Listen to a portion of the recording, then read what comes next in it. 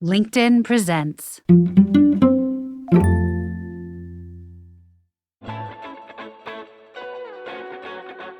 Hi. This week, I want to share with you an episode of a podcast I really love. Like The Anxious Achiever, this show helps you tackle your biggest work problems with more confidence. It's called Fixable, and it's hosted by leadership coach Ann Morriss and Harvard business professor Frances Frei. This dynamic duo chats with experts and call-in listeners across all kinds of industries to teach you how to handle feedback from your boss, create a more inclusive workplace, or, as you'll learn in this episode, help you stay relevant as you grow in your profession. If you want more smart insights and actionable advice to be your best self at work, check out Fixable wherever you get your podcasts. Hello, everyone, and welcome back. Before we get into things, I want to start things off with a bit of housekeeping and a reminder to everyone that Fixable is always taking submissions for work problems to solve. Our mission is to solve problems at any industry, any organization, any level, so we can all learn together and make our professional lives more engaging, enriching, and energizing. And we need your help to do that. Thank you to everyone who has reached out and been part of the conversation so far. Please keep doing that. And to everyone else, we welcome you to get in touch. Our email is fixable@ted.com. Our number is 234-FIXABLE. That's 234-349-2253. So you can email, call, text, message us on LinkedIn. However you want to reach out, we would love to hear from you. Absolutely. Now, Frances, I have been thinking about how one of the miracles of science right now and the revolutions in fitness and nutrition means that we're living longer, and we're not just living longer, we're also working longer. Yeah. And it's introducing all of these new challenges in addition to the beautiful advantages of having all of this experience in the workplace. You know, this is a relatively new phenomenon. And I think one of the things we're seeing is that older workers are bringing their own narratives about age into the workplace, as they're also confronting real issues of ageism as they build relationships with their colleagues. I think today there are 5 generations of employees in most mature organizations. 5 generations. And to your point of miracle of science, I think there's going to be 6. Yes. For our kids, I think there'll be 6. That's really astounding. And so it brings challenges and opportunities. And this episode is going to help us think about them. Beautiful. Let's get into it. I'm Ann Morriss. I'm a company builder and leadership coach. And I'm Frances Frei. I'm a professor at the Harvard Business School, and I'm Ann's wife. And this is Fixable from the TED Audio Collective. On this show, we believe that meaningful change happens fast, anything is fixable, and good solutions are usually just a single brave conversation away. Who do we have today? Frances, we have a wonderful caller today, so let's start with her voicemail. Hi, Anne and Frances. My name's Julie Freeman. I'm an artist. I've been making digital artwork for over 2 decades, and that includes things like working with lots of data, real-time data, artificial intelligence, robotics, that kind of stuff. And I'm really enjoying the attention that digital art and digital artists are getting, but I'm struggling to position myself and my work in today's context. I want to educate new artists and I want to support them, but I'd also like my work and my history to be acknowledged and validated. But I don't really want to be seen as old school or outdated because I'm still contemporary. I still make relevant work. So I kind of feel stuck. You know, I'm an expert who is still learning. How do I position myself and my work with gravitas and relevance, but not arrogance, with confidence and also curiosity? You know, I'd really love your thoughts.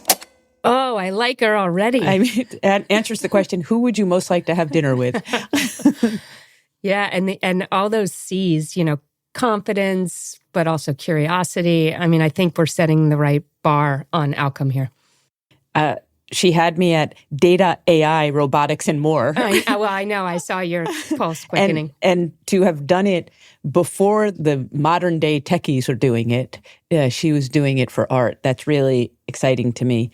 And she wants to graduate from old school to new school. Yeah. And I think all of us that go through chapters in our lives want to graduate from the past to the present. And that's going to be really great to double click on. let's build the bridge.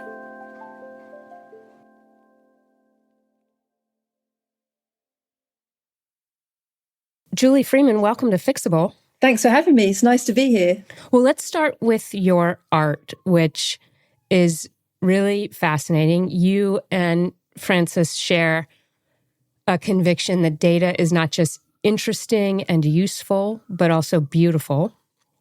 So tell us how you started to explore data as an artistic medium. My sort of fascination with data came from when I was trying to understand the natural world more deeply through sort of technological devices. So using sensors and other technologies to try and understand and measure elements of nature that couldn't be perceived by our own natural sort of human senses.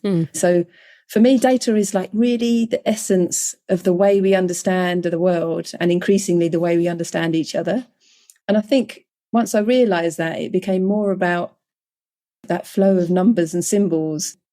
And for us to be able to reach out to the natural world, to understand what fish are doing in the water that we can't see, to understand what naked mole rats might be doing, or how bacteria are colonizing places, using technology, and then within that data being able to sort of explain in certain ways. I think that's where the origins were from. I love it. Yeah, I can feel across the table Frances's pulse quickening. It sure is. Can you give us an example of the work? Hopefully fish-centric, because our sons love to fish. Or a favorite piece. Or a favorite piece, yeah. I talk about one of my favorite pieces is also one of my oldest pieces, and probably the piece that started my career, really, because it was such a long and engaged piece, and it is really personal to me. I had this idea of whether we could understand the beauty of fish and how, as well as we love the way that they move and they have this kind of great motion that is often seen as something that is relaxing and really sort of indicative of the beauty of the natural world, whether we could transfer that to music. And to be able to do that, I wanted to track fish movement, look at their behaviours across within themselves and then across each other, and see if those behaviours and the measurements that I was taking could be used to create music. So could fish create music? That was the whole kind of like point of the project. And then I spent a long time. I mean, it's the seed of the idea. Wait, Julie, it's a cliffhanger. Can fish create music? Yes, the answer has to be yes. Of course they can. Yes. Yeah, of course.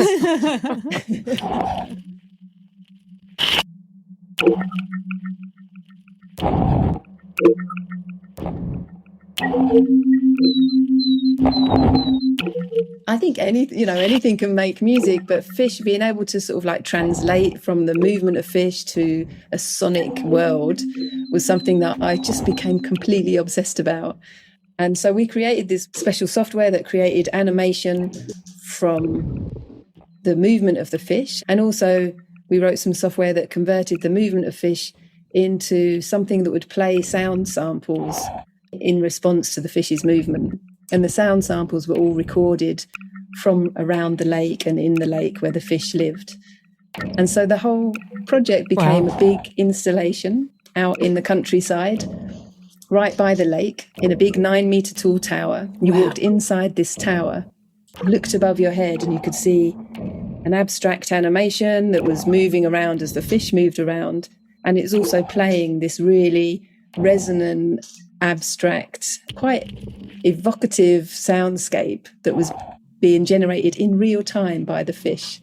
So yeah, it was a huge... Generated in real time. Project. So this was the fish that were in the lake at that moment. This is the music they were producing. Yeah, so they were making it... It became a real pivotal thing in my career. People really loved it. They'd come in and they'd often lie down on the bottom of this circular tank where the installation was, so that they could just lie there, listen to the sounds, and then watch what was happening above them.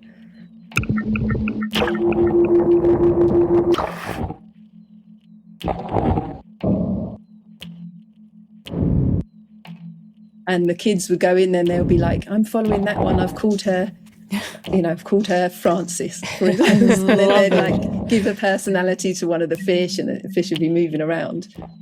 But it was such a nice way to connect with the world that we couldn't see. You could see the surface of the lake, but you couldn't see the fish underwater. But through this artwork, you could really begin to imagine what they were doing and their activities. So it really sparked a lot of curiosity in the people that saw the artwork. Wow, super cool. Well, Julie, what inspired you to reach out to us? So I reached out to you because I've been working with data and technology and natural systems for nearly 30 years now. And I feel like I'm in a funny place where I'm an expert on a lot of these things, but I'm also always a beginner. Technology changes so much that I'm constantly learning. And the way I work is very innovative with cutting edge technologies anyway. So there's always a sense of learning. But I do have a huge amount of experience in everything else I've done. So I've been working with technology and developing software since pre-internet times. And so I think I wrote to you because I was thinking, how can I be perceived to be an expert in my field when the field is changing so much and new people are coming in, developing work with digital technology, and it's seen as a new thing. And suddenly they're the experts and they're getting a lot of attention. And Meanwhile, you've been doing this for decades. We were doing this. Yeah. Yeah. But I don't want to be the person saying, oh, I've been doing this for decades, you should be talking to me. Right. I think that was my dilemma. That was what I wanted to understand a bit more and see if you could help with. Yeah. In a world that associates innovation with youth. Yes. Yeah. Yeah. I think I get it. Let me ask you just a couple follow-up questions, and then we're delighted to get into this. Why don't you want to be the person that says, I'm the expert, I've been doing this for decades, pay attention to me? I don't know. Aside from being British. Yeah. Yeah.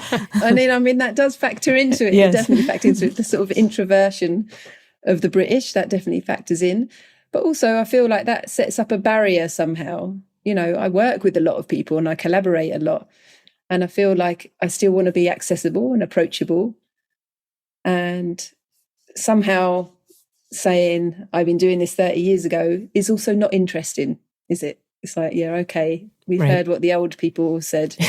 We're doing it a different way. Right. And how is this tension showing up for you practically? I mean, I think practically I see people talking about the new wave of digital art and the new artists that are working in that field, and it completely ignores the history of what's gone before. It affects me directly because it means that I'm not in line for commissions, or I get overlooked by curators that are seeing who's out there and who's putting themselves out there and who's saying, look, I'm the new artist on the block. The number of followers you've got is a currency at the moment, and a lot of the newer artists are very good at the social media. So we've come up and we've got social media, but it's less interesting to me to be sitting on Instagram all day. So that's I have a smaller follower number. And so there's different things that play into it that means that when it comes to getting funding or being commissioned or being seen in the same light as the newer artists, it's just not happening. Yep. Yeah. And you're a TED Fellow, is that accurate? I am, yeah. I'm a TED Senior Fellow. Yeah. That I'm feeling that senior. We used to love being Senior Fellows because we were like, yeah, we're like the ones that have advanced more. And now I'm a bit older, I'm like, I don't really like to use the word senior. So. And has that community been helpful to you in terms of visibility? Yeah, absolutely. I mean, the best thing about the TED Fellowship is the other fellows are amazing, and the fellowship team at TED are just the best, always super supportive. And it's just really nice to be in a really global network of peers. So what did you do to get TED's attention? Because that's not easy. It's not. I'm back. I became a fellow in 2011. And I wrote to them about the fish making music project. And that was one that really captured their attention. I also did another project about dog's ears in the wind, which was an online artwork, which is about The flap of Our a dog's audience ears. can't see Frances's heart exploding at that description. And it was a chat project. You could log in, you could chat to a dog online. It was kind of a riff on this old idea that I think it's a New Yorker cartoon where it said, nobody knows you're a dog when you're on the internet. And but you could chat to these dogs and they chatted back in a different language. If it was a Japanese dog or a Russian dog or whatever. And it had a patron system wrapped around it. So my idea was to try and make money out of people talking to dogs. And it was like Kickstarter, but a year before Kickstarter. So you'd sign up, you'd say, oh, I like this dog, I'll give you some money, I'll become a patron. And I think TED found that entertaining, but also quite entrepreneurial and just a bit out there at the time. I love So it. between fish and dogs, yeah. And presumably Ted didn't say, thank you for your inquiry, Julie, but you're a little too old to be interesting. No. That's not what you heard. No. The work spoke for itself, demographics aside. Yeah, exactly. All right. I think I get the picture. Frances, any questions before we jump in? I have so many questions, but may I just summarize please. us onto here is that what I love about this is what do we do when we have vast experience and we don't have current relevance? That to me is the problem in a nutshell. And then it begs the question, whose responsibility is our relevance? Is it someone else's responsibility or is it our responsibility? And I have loads of ways I want to go after this at my wife's discretion. Yeah. I just want to ask Julie how that framing landed with you. Yeah, I mean, it landed all right until a few seconds later, I kind of felt like, is my work really not relevant? Because I think it is relevant, but it's how it's perceived. Yep. Yeah. I very much like that. So whose responsibility is the current perception of my relevance? I think it's a better, I like that. I like that. I like that nuance. Okay.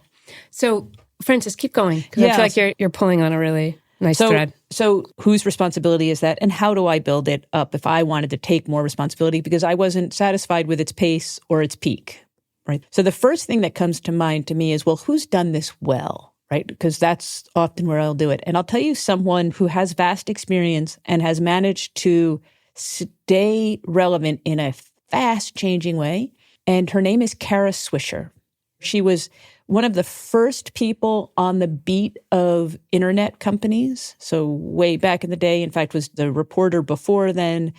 And she now has very modern day things like podcasts, has created a media company, has just written a best-selling memoir.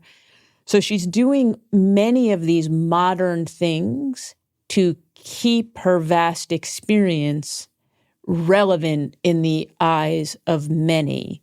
And I'll tell you what I have noticed, and I'm a connoisseur of everything Kara Swisher. I think she's amazing, excellent, and she's a woman of a certain age.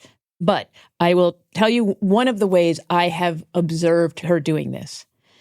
She can very fluidly talk about, there have been, I'm going to make up a number, 5 technological revolutions. The current one is AI. The last one was this. The one before that was this. The one before that was this. So it's using the experience to be value added to current people. So instead of demanding that someone respect me for my past, how do I create value added for the current from my understanding of the past?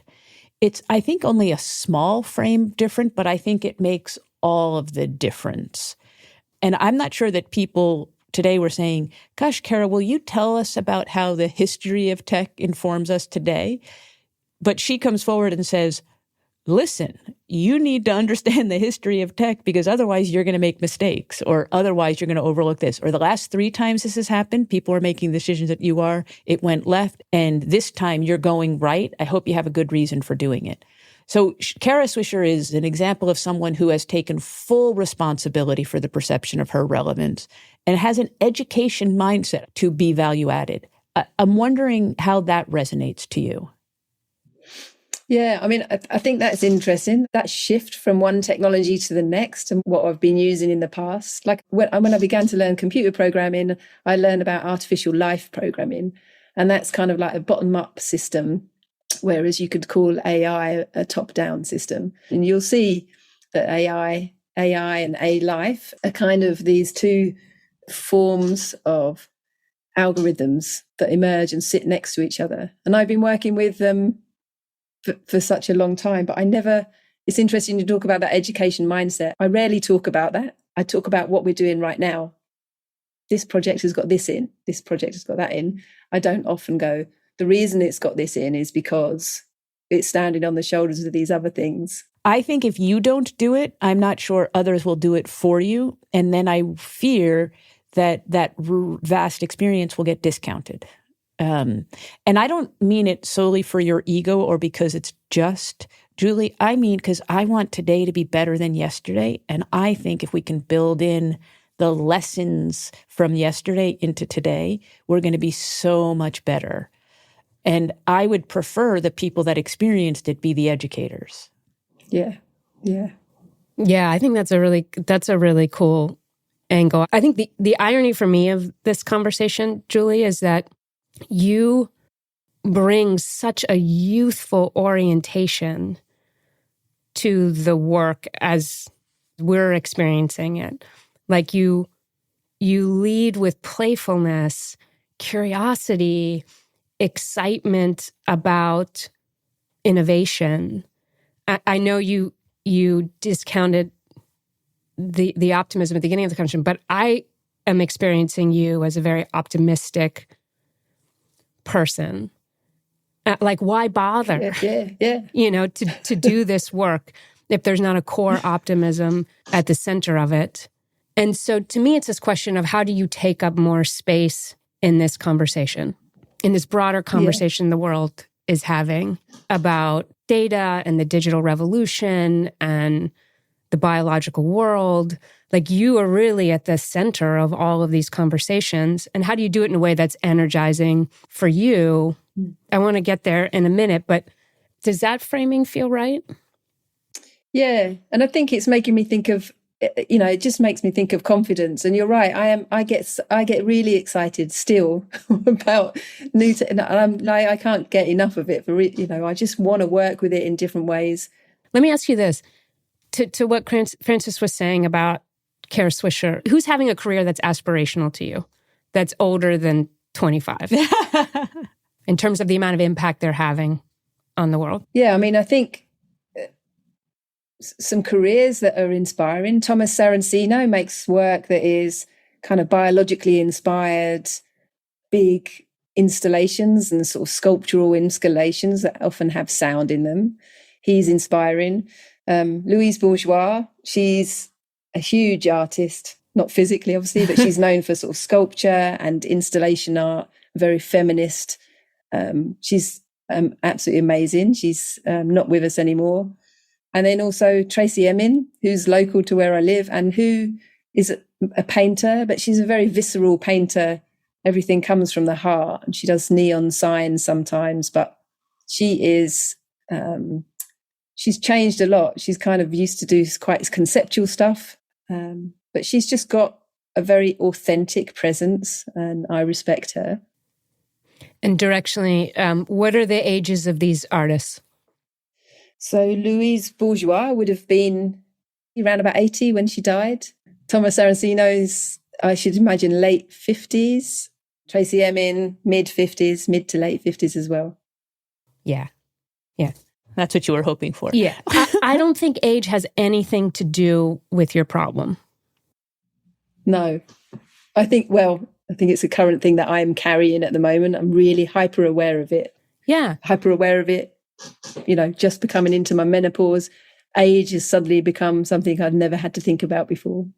Right. It's your story, and the really exciting thing about your story being in the way here is that it's entirely constructed and you can construct a different story. So now I want to get into just in the spirit of an alternative narrative here, just like a very practical brainstorm about what you could do to take up more of the kind of space you want to take up. You up for that?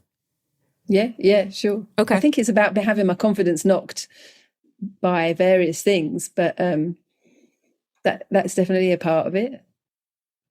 Yeah. I'm going to start with one idea. We'll just play with it.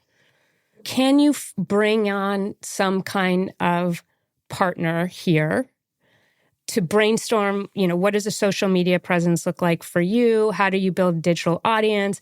Is this about being more active and visible in certain spaces? Is it about launching an awesome newsletter?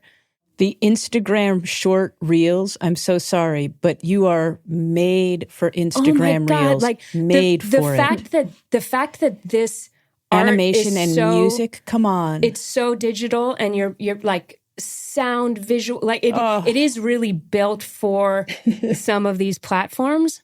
And there are people who really think hard every day about how to leverage them. And there's no reason for you to do this alone. I'm still stuck on this beautiful interaction you had with Frances around education. And I'm going back to the kid following Frances the fish and wondering if there are educational institutions where, like, your partnership or joining the faculty or doing workshops.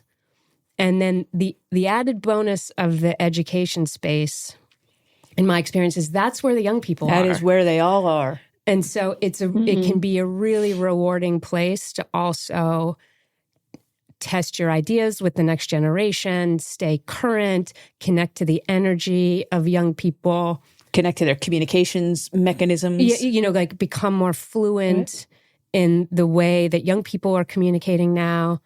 What comes to mind when Anne says that? I think what comes to mind is I just met someone last week, funnily enough, and I did my PhD with her, and that she's still in academia, and she loves it. And it did make me think the PhD was so difficult that I think I had PTSD from after the submission of that huge document. And so for years, I didn't want to be involved in academia. I couldn't. I was like, I just want to make my work. I don't want to have to justify everything to everyone.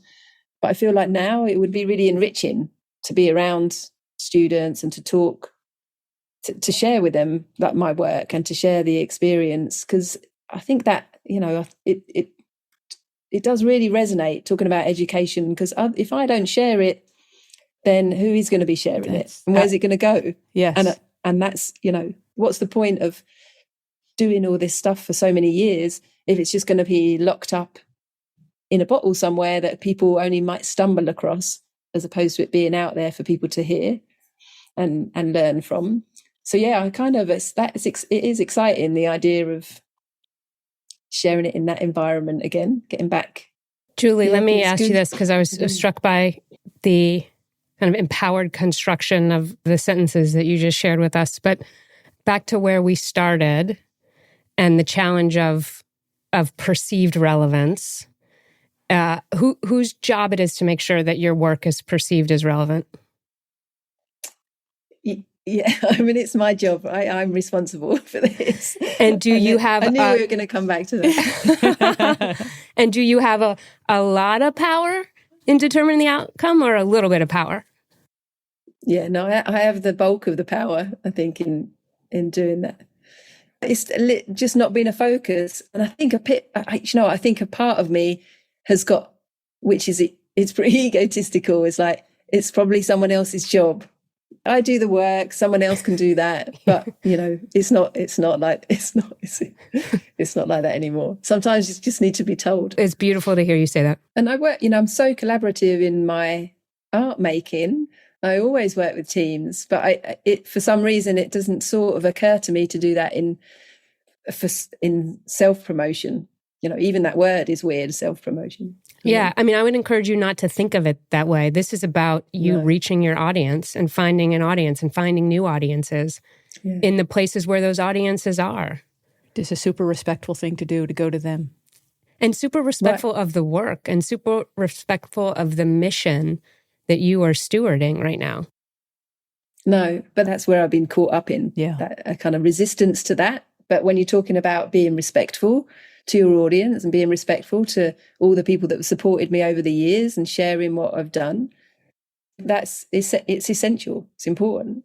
Yeah, and the respect for the people you've made the work with. Yeah. Yeah, let's go get a proper audience for this. And if I can be a voice of the eager consumers out there that have not yet seen it, oh my gosh, bring the fish project to life, bring the dog ears project to life. And you only, and that's 2 of 2. You're hitting 100 with me. But please let us have access to it. We'll consume your art. I would like to please do it somewhere. Will you make it easier? Will you make it easier Will for you us, make it Julie? easier?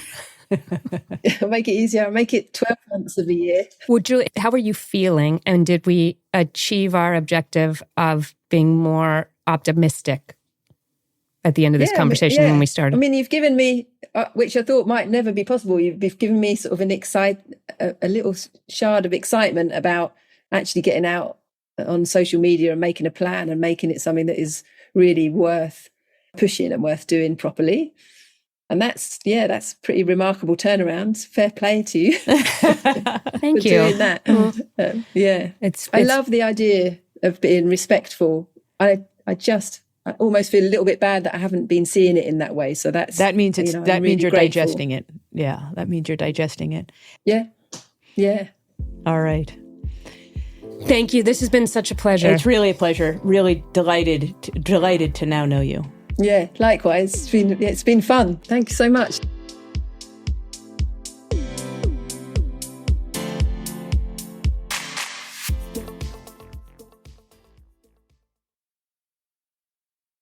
Well, that was fun. Oh, what an unexpected delight. I'm so excited to know that she exists in the world. I know. I'm and is making this art. And that so many more of us are going to benefit from it. Yeah. It's super energizing. I loved her pushback on relevance versus perception of relevance because it's actually a much easier problem to solve, the perception of relevance. Yes. And when you frame it that way, you realize how much power you do have in the outcomes. Yeah. I have colleagues at the Harvard Business School, some of whom 30 years ago did great work and are trying to get other people to appreciate them. But I get the sense that they're increasingly disappointed every year. And then I have other colleagues. My favorite might be Rosabeth Moss-Kanter, who... Amazing scholar. And who has been relevant. Unbelievable legacy. Yeah. Every single year she has been relevant. Every single year. And she certainly does work for it and is, I think, more in touch with the current zeitgeist than I have ever been at any moment in my life. And based on the conversation we just had, she has taken full responsibility for the perception of her relevance. And so if I was going to study people, I mentioned Kara, but I would put Rosabeth Moss-Kanter there as someone who is phenomenally relevant. And she was the first woman tenured at HBS?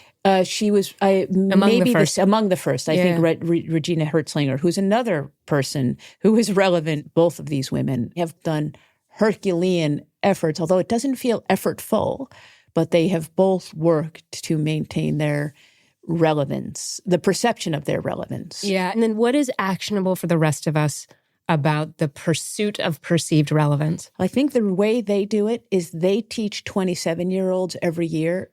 And and if you are constantly thinking about, I'm going to stay relevant to the current 27-year-olds, hang out with them. You're relevant. Yeah. Whereas others, they'll teach 27-year-olds and then they'll teach 30-year-olds and then 35, and then you just age with them until you're like, what? And now I'm with the retired CEOs.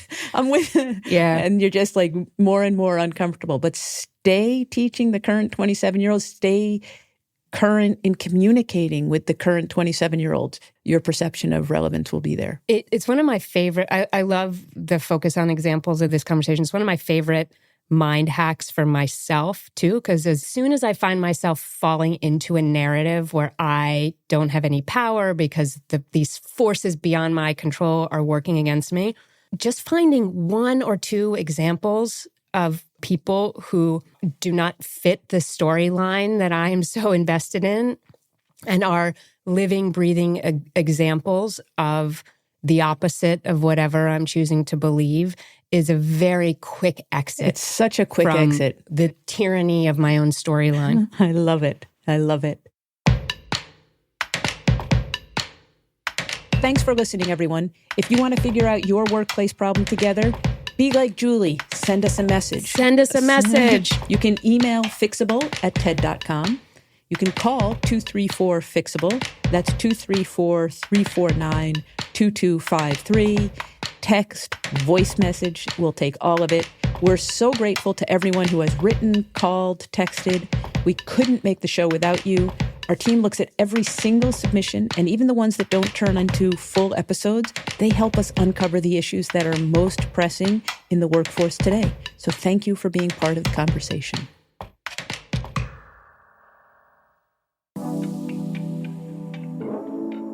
Fixable is brought to you by the TED Audio Collective. It's hosted by me, Anne Morriss. And me, Frances Frei. This episode was produced by Isabel Carter from Pushkin Industries. Our team includes Constanza Gallardo, Ban Chang, Michelle Quint, Corey Hajim, Alejandra Salazar, and Roxanne Highlash. This episode was mixed by Louie at Storyyard. If you're enjoying the show, make sure to subscribe wherever you get your podcasts and tell a friend to check us out. And one more thing, if you can please take a second to leave us a review, it really helps us make a great show.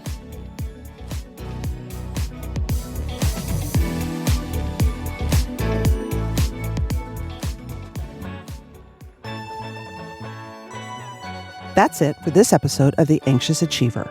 The show is produced and edited by Mary Dew with production support and sound engineering by Nick Krinko. If you like what you heard, head to your favorite podcast app. Leave us a review. It really matters, and we appreciate the time and effort it takes. And if you don't subscribe or follow the show already, now's the time. And let us know what you'd like to hear more of. I get some of my best ideas from my listeners, so find me on LinkedIn, send me a message. You can find my weekly newsletter there as well. A big thanks to LinkedIn and all the listeners out there and our guests in the Anxious Achiever world. Until next time.